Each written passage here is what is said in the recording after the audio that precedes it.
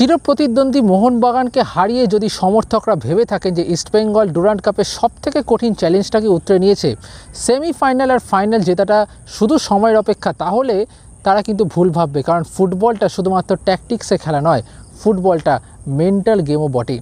কারণ কোয়ার্টার ফাইনালের যে চাপটা ছিল তার থেকে দ্বিগুণ তিনগুণ চাপ কিন্তু সেমিফাইনালের প্রেশার। তার কারণ হচ্ছে সেমিফাইনালে যদি কোনো দল হেরে যায় তাহলে কিন্তু সেটা আরও বেশি যন্ত্রণাদায়ক, যতটা না কোয়ার্টার ফাইনালে। যদিও কোয়ার্টার ফাইনালে ডার্বি ম্যাচ ছিল, বড় ম্যাচ, কার দখলে কলকাতা, সেইটার লড়াইয়ে কিন্তু ইস্টবেঙ্গল জয়ী হয়েছে। এবার আরও একটা বাংলার দলের বিরুদ্ধে মুখোমুখি হবে লাল হলুদ ব্রিগেড, তাদের নাম diamond Harbour FC. Diamond Harbour FC গত ম্যাচে জামশেদপুর এফসিকে তাদের ঘরে হারিয়েছিল। সুতরাং এই ডায়মন্ড হারবার এফসিকে যদি গ্রুপ পর্বের ডায়মন্ডের সাথে তুলনা করা হয় সেটা কিন্তু খুবই ভুল হবে। যারা মোহনবাগানের কাছে 5 গোল খেয়েছিল, এই ডায়মন্ড অনেকটা বেশি সঙ্ঘবদ্ধ। তবে ইস্টবেঙ্গলও ছাড়ার পাত্র নয়। ইস্টবেঙ্গল দল তারা যে মোমেন্টাম নিয়ে সেমিফাইনালে উঠেছে, মোহনবাগানের মতো শক্তিশালী দলকে যেভাবে তারা হারিয়েছে, তাতে কিন্তু তারা নিশ্চিতভাবে বলা যায় ইস্টবেঙ্গল দলও কিন্তু মেজাজে থাকবে। আজকের অনুশীলনের যদি সবথেকে বড় হাইলাইট বলা যায় সেটা হলো ফরওয়ার্ড হামিদ আহাদাদের অনুপস্থিতি। হামিদ আহাদাদ তিনি মোহনবাগানের বিরুদ্ধে ম্যাচে চোট পেয়েছিলেন এবং যেটা এখনও অবধি খবর যে হামিদ কিন্তু ডায়মন্ড ম্যাচে খেলতে পারবেন না। আজকে অনুশীলনে মাঝপথে তিনি এসেছিলেন, মাঝপথে এসে কিন্তু সাইড লাইনে ছিলেন, হালকা একটু ব্যায়াম করছিলেন, তারপরে তিনি টিম বাসে উঠে যান বাকিদের সাথে। এটা বিষয় যে সম্ভবত সেমিফাইনালে হামিদ আহাদাদ খেলছে না, এটা প্রায় 90%ই ধরা যায়। এবং আরেকজন আপনাদের সকলের প্রিয় বিদেশি মোহাম্মদ রশিদ, তিনিও সেমিফাইনাল ম্যাচে নেই, সেটাই জানিয়ে দিয়েছেন অস্কার ব্রুজো। তবে ফাইনালের জন্য তাকে আনা হচ্ছে দ্রুত তিনি চলে আসবেন, সম্ভবত আগামীকাল তিনি চলে আসবেন, এখন অবধি শিওর নই, কিন্তু খুব দ্রুত তাকে আনা হচ্ছে। এবং যদি ইস্টবেঙ্গল ফাইনালে ওঠে তাহলে কিন্তু হামিদকে এবং তার সাথে রশিদকে পাওয়া যেতে পারে, এমনই সম্ভাবনা রয়েছে। তবে সেমিফাইনালটা জিততে হবে ফাইনালে উঠতে গেলে, এবং সেক্ষেত্রে আপনার কাছে অস্ত্র কি রয়েছে। দেখুন, ইস্টবেঙ্গল দলে অস্ত্র কিন্তু অনেকটাই তৈরি, কিন্তু তার সাথে সাথে ঝুঁকিও কিছু রয়েছে। কি সেই ঝুঁকি? সেই ঝুঁকি হলো কার্ড সমস্যা। ইস্টবেঙ্গল দলে কিন্তু 6 জন ফুটবলার তারা কিন্তু কার্ড সমস্যায় ঝুলে রয়েছে। যদি ডায়মন্ড ম্যাচে আরও একটি কার্ড তারা দেখে ফেলেন তাহলে কিন্তু ডায়মন্ড হারবার ম্যাচের পর যদি ফাইনাল হয়, যদি ফাইনালে ওঠে ইস্টবেঙ্গল, সেই ফাইনালে কিন্তু তাদেরকে পাবে না। এবার এই 6 জন ফুটবলার কারা, আপনাদের নিশ্চয়ই প্রশ্ন।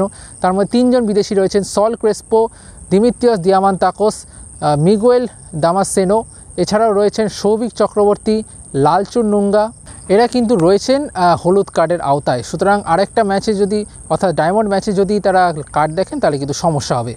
এবার আজকের অনুশীলনে কি হলো সেটা নিয়ে যদি বিস্তারিত আসি, আজকের অনুশীলনে খুব বেশি কিছু প্র্যাকটিস হয়নি। আজকে প্রায় 30 থেকে 45 মিনিটই মাত্র অনুশীলন হয়েছে, তাই বলে ডায়মন্ডকে তারা হালকাভাবে নিচ্ছে এমনটা নয়। ইস্টবেঙ্গল দল তাদের প্রিপারেশন, তাদের ছকটা কিন্তু অনেকটাই তৈরি। মোহনবাগান ম্যাচের আগে যে ছকটা তারা তৈরি করেছে মোটামুটি সেই ছকেই তারা নামবে, খুব বেশি বদল আসার সম্ভাবনা কম। সেক্ষেত্রে একাদশে হামিদ আহাদাদের জায়গায় দিমিত্রিয়স দিয়ামান্তাকোস তার শুরু করার কথা। এখন প্রশ্ন হচ্ছে এই কার্ডের জন্য কি তাহলে কাউকে একজনকে প্রোটেক্ট করবে? সেক্ষেত্রে কি লালচুন নুঙ্গাকে প্রোটেক্ট করার একটা প্রবণতা কিন্তু হয়তো হতে পারে, কিন্তু লালের শুরু করাটাই সম্ভাবনাই বেশি। যদি লালচুন নুঙ্গা না খেলেন সেক্ষেত্রে প্রভাত লাকড়াকে লেফট ব্যাক পজিশনে আনাটা খুব একটা অসুবিধা হবে না।